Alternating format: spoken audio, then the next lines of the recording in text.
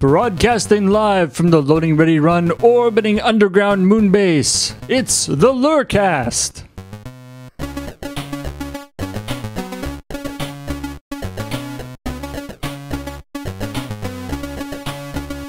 Doodle-doo, doodle-doo, doodle-doo, doodle-doo,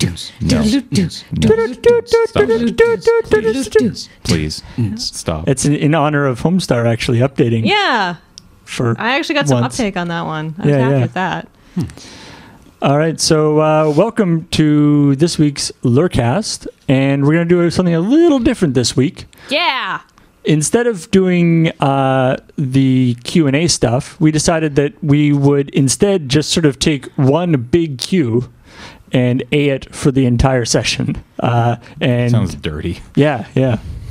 So, well, no, it sounds Canadian because we're going to give it We're going to A your Qs. We're going to A our own Qs. Whoa. Don't you have to be super flexible to be able to do that? I used to be able to do that.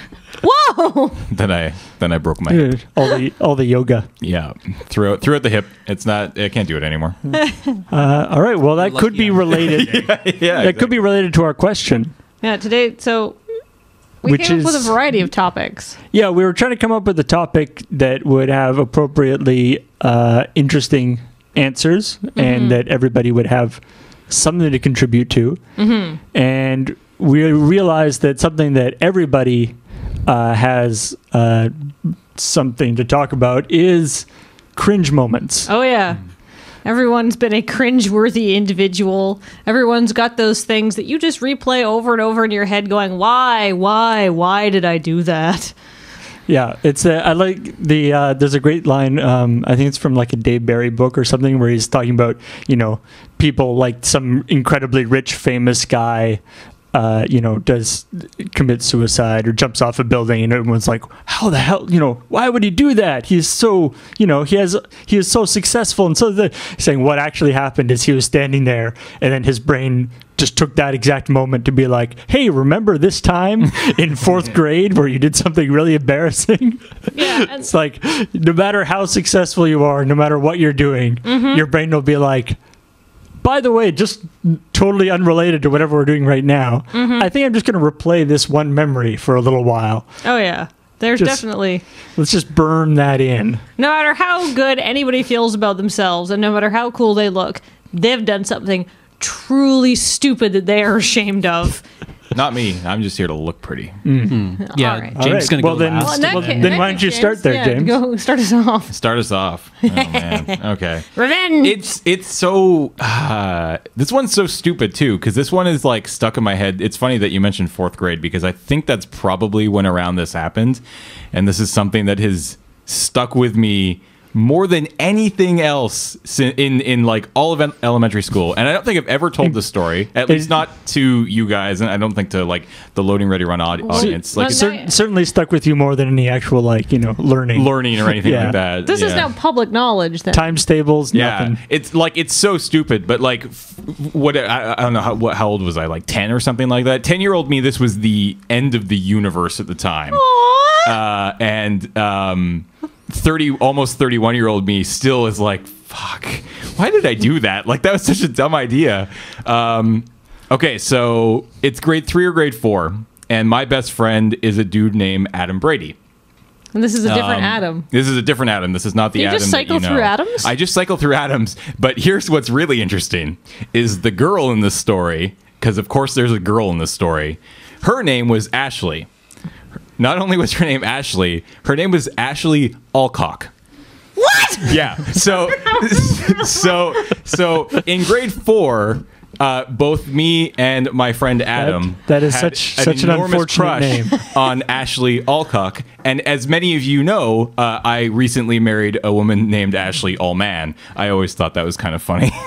Wow, I honestly cannot believe there is somebody out there with the last name Alcock and they haven't changed not anymore. She got married quite recently, I think. Is it ALLCOCK? Or it was ALCAUCH or something? No, I believe it was. I think it was ALCOCK. Wow. Wow. Sure. Now, just so you guys know, That'd be like almost worth getting married just to get rid of the Just last to get name. rid of a name. my dad changed his last name, and his last name was nowhere near that bad. It's true. You could just Yeah. change your last name. Yeah. You If you really want that to. would be like a porn act. If you heard that from a porn star, you'd be like, oh, that's a little gratuitous. Wow. Anyway, so I'm trying to see if I still had her on. I think she just completely. I wanted to make sure. I don't know her new last name, and I know she's a friend of mine on Facebook, or was. So, anyways, we had like this super huge crush on her. She was one of those girls that like every boy liked in elementary school. Like, you know how that worked. Proving a last name can't hold you back. No, not at all. And I mean, every school had those girls. I'm sure most school had those girls where it's like 3 or 4 that everybody liked. And she was absolutely one of them. At the time, me and him really liked this girl. And I mean, we were in grade 4. Like, what were we going to do? Like, it's not like we'd start dating or anything. It was just like this stupid crush. And we would constantly be like playfully bickering back and forth as to, you know, who's going to win her heart, who's going to be like, you know, Were you she's like- going to pick me, right? were you like in the running at all? I don't, Did you know who you were? Oh, yeah. Well, I mean, like, so I went to a private elementary school. Class sizes super small. Like, we're talking like classes were like, it was 1 through 7, and there was like 1A, 1B, 2A, 2B, all the way up, 25 kids per class. So we're talking 50 kids in my grade, 25 in my class. Okay. So it's not like there was this huge population of kids. We all knew each other. It was the 90s. There wasn't there wasn't too Free much- love was in the air. Free love was in the air. Wait, no, that wasn't the 90s at all. It was a pretty. I mean, it was a Catholic school.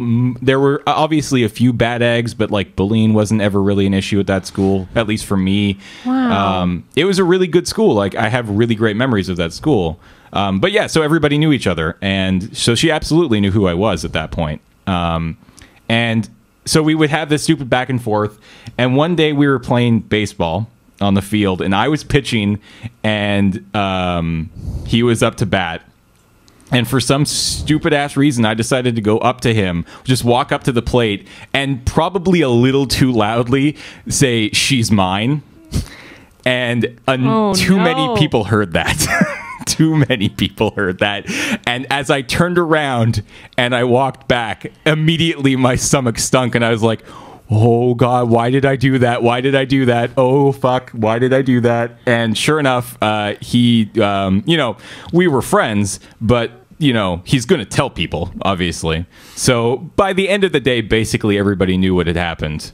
And that was... They knew that you had a mega crush was- on Ashley Alcock. Yeah, it was pretty bad. But yeah, for some reason, I don't know, that one stuck with me. Did you have to change schools? No, I didn't have to change schools. It wasn't anything What like happened? that. What happened with Ashley Alcock? There was like no fallout. Like, there was no fallout. Like, nothing really ever came of it. I think she just sort of... Like, to be honest, I don't actually really remember the aftermath. It was mostly just, I mean, it was grade school bullshit, right? Like, we were 10 years old. Like, it was embarrassing for a little while. And I mean, she wasn't actually, I don't believe in that year she was in my class. She was in the other grade 3 or 4 class. So I wasn't constantly seeing her. It was like recess and lunch, right? Right. The problems of a 10-year-old, you know, oh no, I have to see you for 15 minutes every morning at 10:30 and then for 45 minutes every day at lunch. And that's it. the worst. But Was yeah. there any fallout between you and other Adam? A little bit, actually. I don't know. Like, we definitely... I would actually honestly say we probably started to become less and less friends after that point, to be honest. I mean, so he wasn't like my be-all, end-all best friend back then, but he was definitely one of my good friends then. And yeah, to be honest, yeah, it actually just sort of... I think that started the whole... Maybe it was later in It's always the way it elementary goes. school. I don't know. Yeah, girl got in between us, man. It was the worst. But yeah, I still to this day remember that feeling of turning around and walking back to the plate and just thinking to myself, why did I do that? What possibly could possess me to walk up to the plate and be like, she's mine, when there is no way in hell she was ever going to be mine? It's not like we ever had the guts to ask her out or anything like this. What does a 10-year-old even do on a date? I don't even remember. I remember earlier that year, at one of, I think the first school dance I ever really went to. I think she asked me to dance, or maybe I asked her to dance. And this was like before this all happened. And I remember getting so excited by the fact that I was about to dance with Ashley, and I didn't go straight to it. I just ran off and like did that slide across the ground to like, I think Adam's feet possibly, and being like, yes, we're gonna dance. And I was like, oh shit, I should probably go back there and dance with this girl. And you've been there by missing the dance? No, I think I still, I'm trying to remember what we danced to too. It was some dumbs. Oh yeah, dude, it was a Catholic school. There had to be more than enough room for Jesus, God, and the Holy Spirit in there. Are you kidding me? All three had to be in between the girl and the guy back then. It was quite crowded. It was a crowded dance. Yeah. It's awfully kinky. Yeah. I know, so that's my story. It's like, again, it's super, it's just so old and so stupid and means literally nothing to me anymore, but I remember I find the Adam / Ashley that thing that's just weird and creepy. Yeah, it is weird and creepy. I won't lie. Adam, I think, went on to be, God, he was in the music scene for a while, and I think it's like you choose your friends and girlfriend and then later wife based on alphabet as opposed to it's possible. Well, my best friend back then was actually Brendan, so AB. You know, I like sticking in the lower. That Aardvark kid, he was pretty cool too.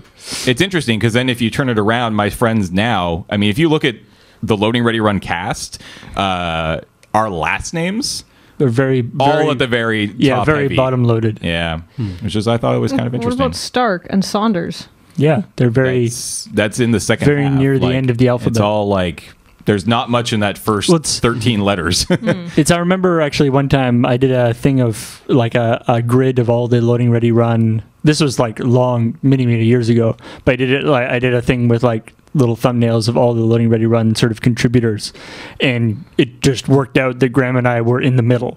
Yeah. With S. With S, yeah. Yeah. All right, so that's my story. I'm sure there are probably more, but that's the one that immediately came to mind. All right. I guess I'm up next. I mean, you don't have to go next. No, I can. Mine isn't actually a cringe moment so much as what I would call cringe years.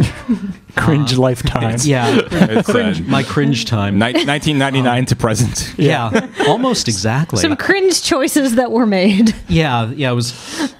Yeah, there was a cringe feel. There's just a constant state of cringing. Yeah, exactly. So every day that I cringe more than the previous day, do something more cringe-inducing.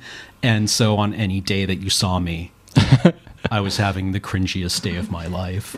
So is like Cam, the high school years is what you're talking about here? Or? If these were high school years, that would almost be understandable. But no, these were post-high school years, Paul, which makes it even cringier. I knew you in university, and you never struck me as particularly cringe-inducing, although I talked to you, I think, twice. Yeah, well, I mean, like, I was just... coming out of high school, I was probably the least justifiably arrogant person you had ever met, because I came from this little town, there's a moderate-sized town in the middle of nowhere, and I read books. And it didn't matter that those books were the Thrawn trilogy. Hey, those are good books. They had pages with words printed on them, and that meant that puts you way above a lot of people. That meant I was an indisputed intellectual, and I could look down my nose at people. And it didn't matter who those people were because I was just really smart all the time, right? Being able to spell the word intellectual, that's a good start. I probably can't do that to this day. So Yeah. there you go. So this just led on like this utterly unjustifiable like arrogance led just to this cascade failure of life, basically, where I didn't need to do any work because obviously I was smart enough, right? And I could just kind of coast through things and not ever have to put in any kind of legitimate effort. And so it went from arrogance to entitlement to just like full utter collapse, basically, where I wound up getting some really poor marks in school and not being able to complete the program that I wanted to. And yeah, I wound up having to go back to school much later and only have recently actually kind of crawled my way back to where I don't feel terrible about it anymore. Well, that's like a real thing with like kids who are who are legitimately sort of too smart for high school, right? Like high school is sort of set at a certain level. Well, I mean, and when you do really well in high school without putting that much effort in, and then you hit this wall as you go into university where it's like, oh shit.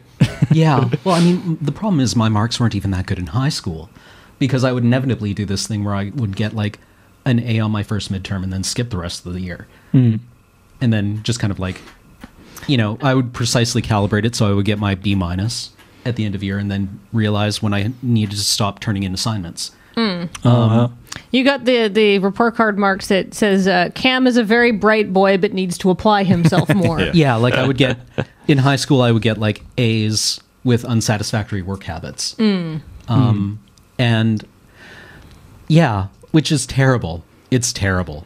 Like, it's the worst way to be. I was one of those people who probably could have benefited from somebody saying to me that, like, your grades, maybe your accomplishments aren't bad, but they are shameful. You could have used a deep shaming, is what you're saying? Yeah, I probably could have used a deep shaming. Did you have like a... I would just hang out in my basements with friends listening to heavy metal and like daring each other to drink. Did you have like a posse that you hung out with that was all sort of in the same era? Yeah, like area.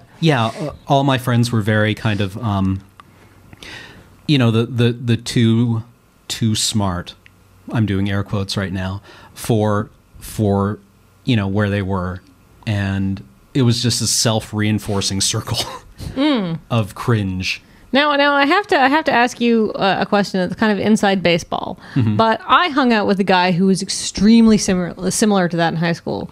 This guy named Jeremy. How did you guys never get along? You seemed so similar at the time.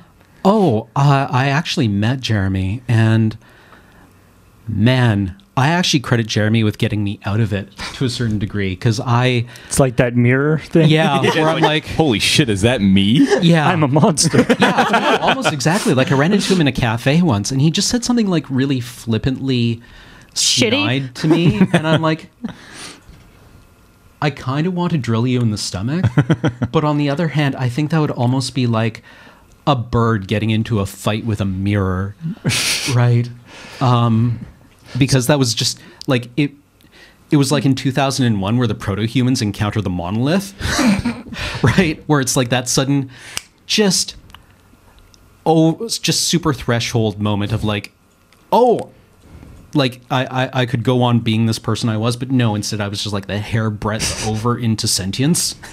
Wow. So would you consider that to be like the inciting incident for the change? Possibly. New Cam? Well, God, that's also an incredibly arrogant thing to say. Because it took me a long time.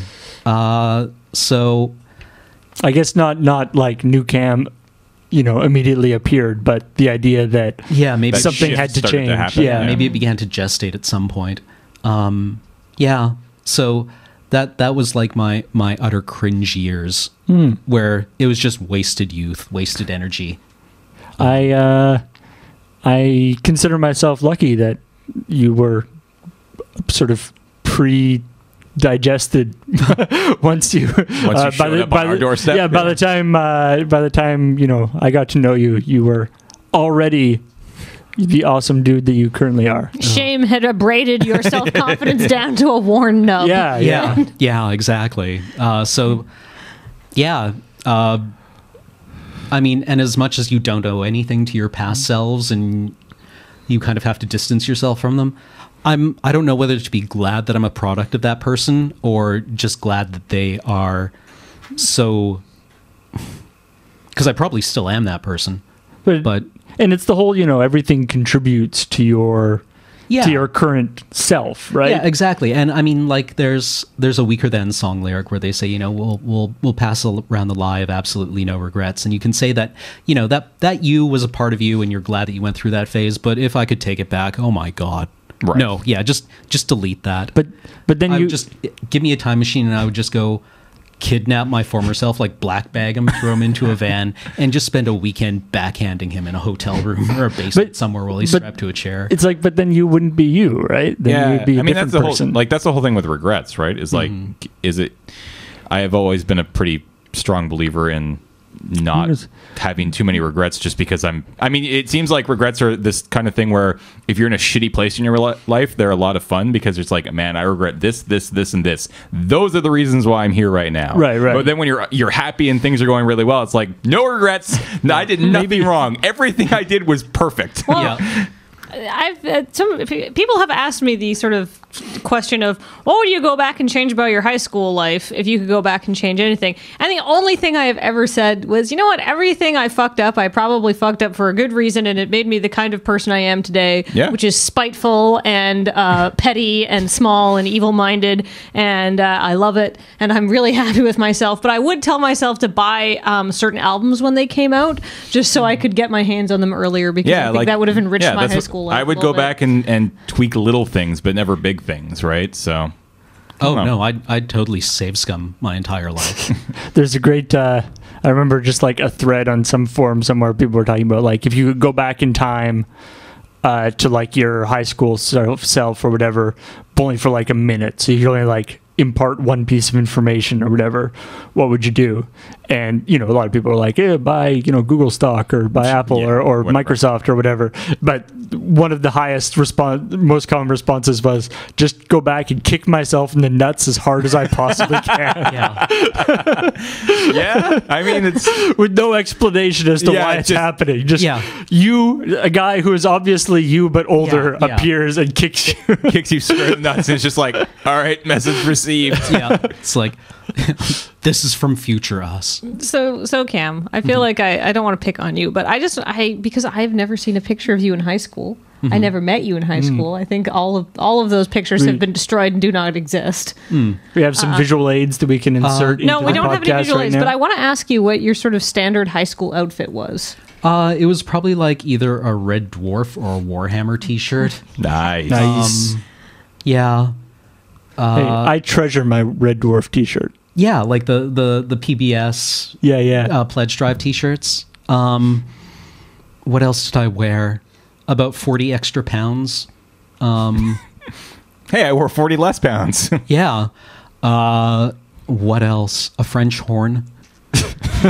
Nice. Yeah. Did you play the French horn, or was it just like a hipster French horn? Actually, no. That was the one thing I liked about myself in high school, was that I played French horn. So I had this tremendous lung capacity, and during gym class, I tanked out of everything. Everything. I was terrible at it. I couldn't do like long jumps or push-ups or sit-ups or anything with any kind of deliberation, but I could run forever. Nice. Yeah, cool. like I could just run tirelessly. So that was pretty sweet. Excellent from running away from bullies and things too. You do the like. Because I couldn't sprint. So like under the distance run them. Yeah, it's good for hunting. Yeah, you just tire out your quarry. Yeah, so if I was ever on the offense, like they were toast after a good 4 or 5 or 6 hours, right? But under like the constraints of a high school like hallway, oh no, I was toast. I mean, high school, man. This is actually like, I'm just thinking right now. This is the perfect 4 people to be talking about high school with, because for a long time with Loading Ready Run was a group of guys consisting of mostly people who all went to high school together, and Paul. Like, Paul went to a different high school than all of us. Like, me and Graham's right over here. Matt, Bill, Morgan, all these, we all went to high school together. And you know all each other's cringe stories. Yeah, I know all those stories. And I'm sitting here, I'm thinking, wow, these are core members of Loading Ready Run. And I didn't go to high school with any of them. I've only known all 3 of you for, about as long as Loading Ready Run has been a thing. Cam even less, right? Yeah. Man, I think maybe next time we just do an episode on high school. Huh. Yeah. Well, and then there was one particular cringe moment that I remember very clearly when I was in university. I was taking like first year calculus, and I hadn't done any of the assignments because I looked at the syllabus at the first day of class, and they were like worth 15%, right? And I had crushed both midterms. And I had actually gotten A's on them, and I was feeling really good heading into class. And people were kind of like, before the final, we were discussing what grades we had going in and what we needed and what we were hoping to get. And I'm like, yeah, well, I got A's on the midterms, right? And then I didn't do any of the assignments because whatever, they're worth 15. And the person I was talking to just blinks at me for a second, and she says, they're worth 45. Dear God. Dum, dum, dum. And I went from a feeling of unshakable confidence to actually just shaken. To I can get 55 in this class right now. Yeah, if I ace the final. If I ace the finals, I get 55. Yeah, if I ace the final, I pass. Yeah. Yikes. Did you ace the final? No. Because when your hands are shaking, Yeah. you'd be astonished at how difficult it is to integrate something. Oh my goodness. See, I was always So like, that was where that was the moment it all led to. yeah. Like I was always like, I guess, especially in high school, it's sort of, I guess, too goody two shoes or whatever. Like I would, like I definitely like studying dropped off severely, but I would always like, I always would turn in assignments because I didn't want to get in trouble for not turning in assignments. Sure. But, you know, you figured out, it's like, okay, what things are actually going to be like checked by the teacher? Yeah. Right. Okay, I'll make sure I got all that stuff figured out. Yeah. Then the other stuff, yeah, I could probably figure it. Yeah. It's probably okay. Oh, but the worst part was that I actually had teachers who went to bat for me and who would cover for me, and instead of giving me zeros on things, would just be like, "Oh, we just won't count it." Aw. And you abused their trust, Cameron. I horribly abused their trust. Wow. They saw a beautiful spark of potential. I bet they look at you now and they're like, "Aw, I knew he'd do good." No, they look at me now and are like, "Fuck that guy." All right.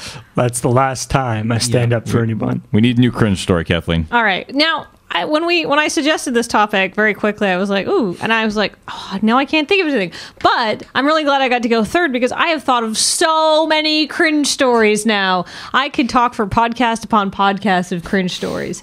But I think I think I forgot a really good one. All so right. I want you to picture elementary school, Kathleen. I am a profoundly weird person because I do not have very good socialization skills because I was homeschooled until Right. I was 9. And there are 2 ways that you can homeschool kids. Is you can give them an untraditional but rich educational experience where they socialize with other children and still go out and see the world, but just they don't do it through the lens of a traditional classroom.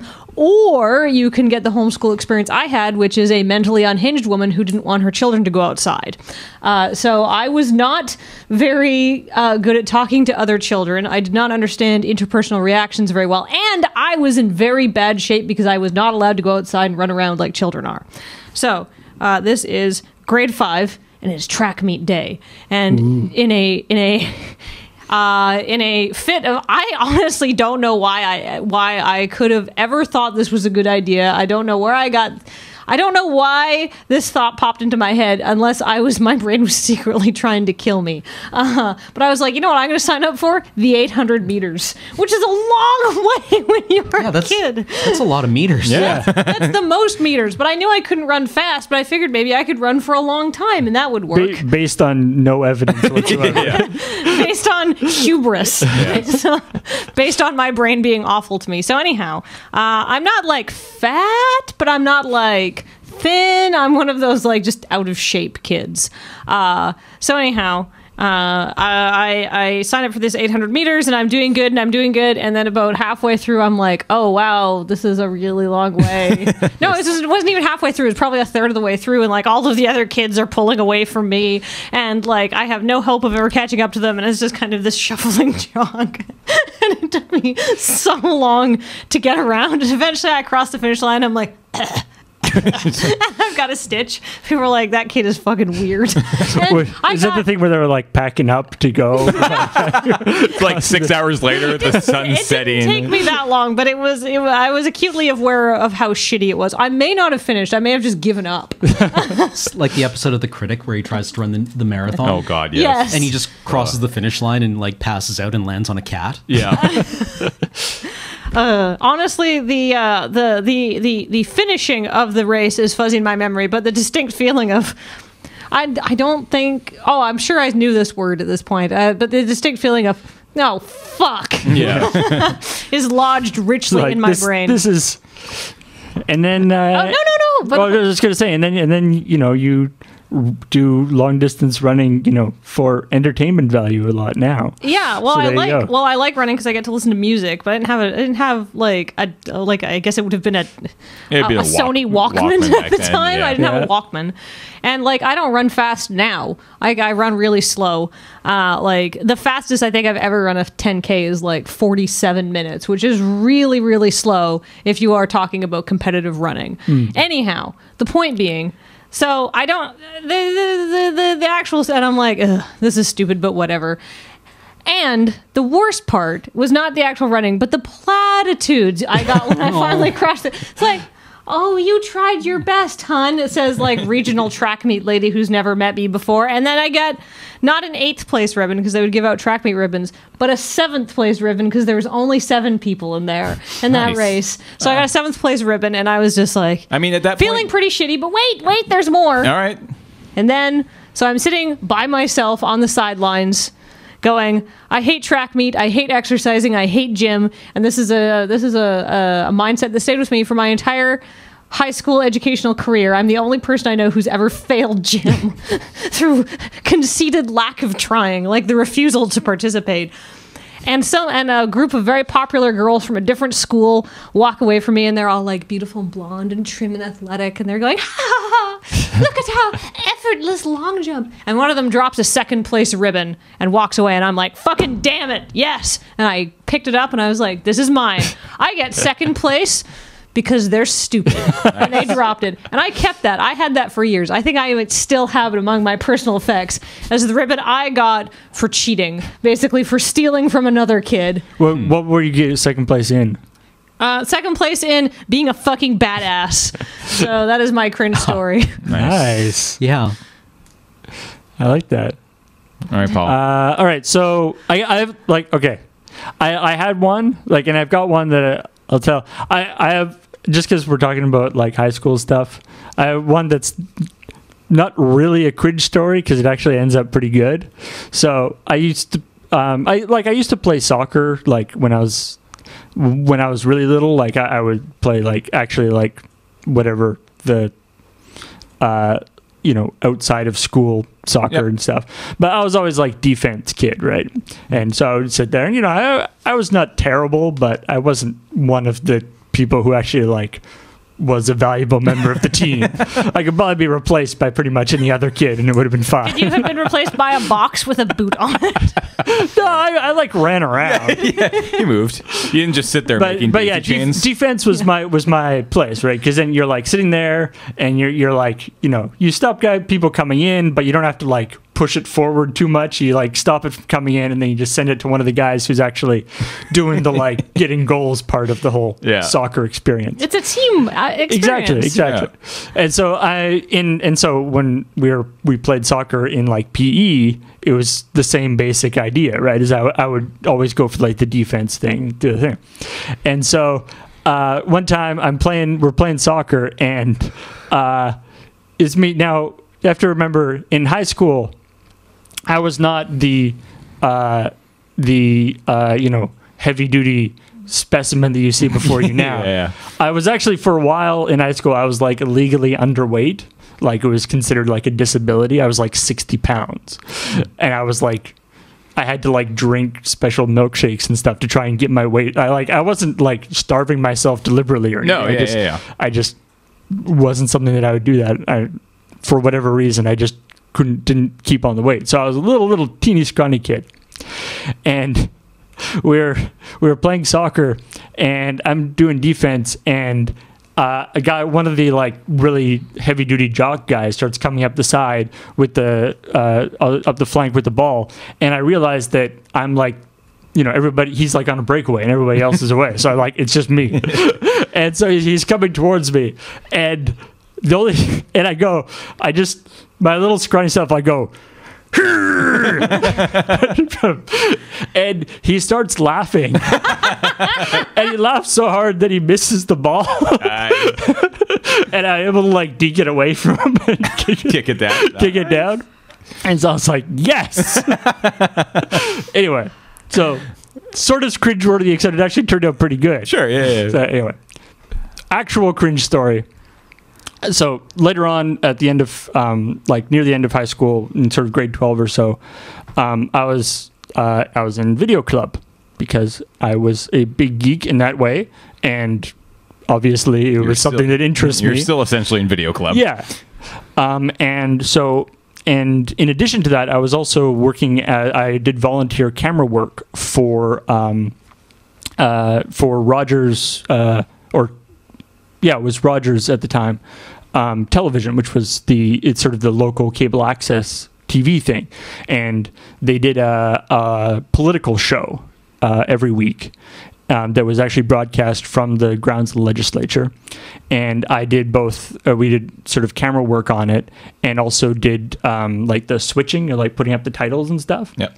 And so, me and my dad both did this, and it was quite fun. You learned a lot about camera work and lighting and all that kind of stuff, and different things. And so, but one day I'm in there. It's a live show, a broadcast throughout both BC, and then also rebroadcast to other places across the country.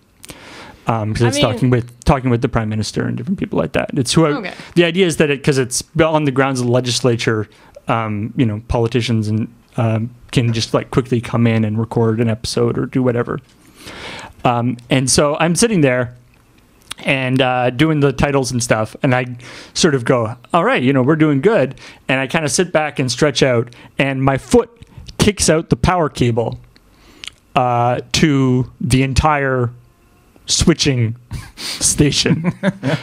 Everywhere that this is being broadcast live across BC goes black. Oh, no. And I'm like, it just turned out, and like the two people who are actually like the professional people who are running it are like, holy crap, and like they started like, what the hell happened? What the hell? I'm like, I may have done this thing. And they're like, oh shit. And so they like, we dive under the table and I'm like replugging everything. And this is back in the day of the actual switching was done on an Amiga computer. For some reason, for a very, very long time, weird piece of info, the only way you could do video switching on a computer was with an Amiga. Okay. They had this like weird patent on the real-time camera, the real-time like synchronized camera input thing that cameras did. Yeah. And so you could only use an Amiga to do it. And so we had to like wait for the Amiga to boot back up, load up the program. Is this like the longest like 30 seconds of your life? Yeah, more like a couple minutes. Oh no! Yeah, this isn't Apple computer days. And so we're doing it, and the people, of course, in the and we're still recording audio, right? But are you still broadcasting audio? No. Okay, so you kicked out the broadcast as well. Yeah. Okay. Yeah, the broadcast is dead. Black. Okay. But we're still, and of course we don't tell the people. The people who are doing the show that we're panicking here in the booth. Yeah. Because we don't want them to stop. Yeah. And so we do the whole thing and get it all plugged in, and we're back online after like 2 minutes or so. And it's like, and we just sort of keep going and pretend nothing ever happened. But the trick is the show is rebroadcast across Canada. Mm. So it's live in BC, but then it's rebroadcast. And so they make a tape of it and send it off to different other community stations across Canada. And so we do the whole thing, and the guest leaves. And then we just like talk to the host, and we're like, actually just wait 1 sec, and we just record like 5 minutes of him going like,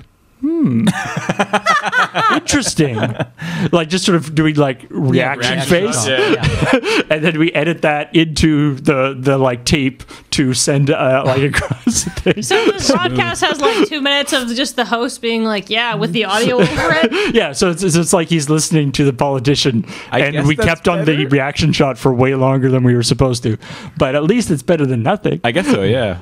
So anyway, that was bad. That's a pretty good story. Yeah, that's a fantastic story. Yeah, so, that's definitely like this was like a full brown trousers moment for you. Eh? That was, and the like the women who actually were like running the switching thing and stuff were like super nice about it. Oh yeah, and like. Because obviously, we're volunteers and stuff doing it. But and accidents happen. And accidents happen, right? But I was. I'm sure your probably tens of viewers were very annoyed. Yeah. Who knows how many people were actually watching? Yeah. Voice of the Province. The thing is, was the show. The thing is, like back in those days, more people watch shit like that. That's probably true, actually. Yeah. Yeah, we have people like call. You have to have like the people phone in, and they're like, hey. Turn down your TV when you're going to be talking to them, otherwise it'll feed back through the thing. Yep. And nobody ever does. They want to hear themselves on TV. Yeah. Yeah, well. Okay. All right. Well, that's some good. That was some cringy stories. That was fun. Yeah, that's some good. Now those things can't be used for blackmail. This is like a preemptive strike kind of deal. It hasn't the last 11 years been essentially that? Yeah. You can't blackmail anybody here. I don't know if anybody knows me from elementary school or high school, please send an email to info@LoadingReadyRun. Subject: what a fucking weirdo. I got some stories, and I'll actually probably enjoy reading them. So please send them through. Alrighty. Actually, yeah. If there's anyone listening who knew me in high school, I'm so sorry. Yeah. I'd like to think if there's somebody, because Cam and I didn't know each other when we were in high school. We only kind of met each other after he moved to Victoria, which is weird because we have friends who run in the same circles, but we never hung out. But if anybody, I'd like to think if anybody sees us hanging out, they're probably like, yep.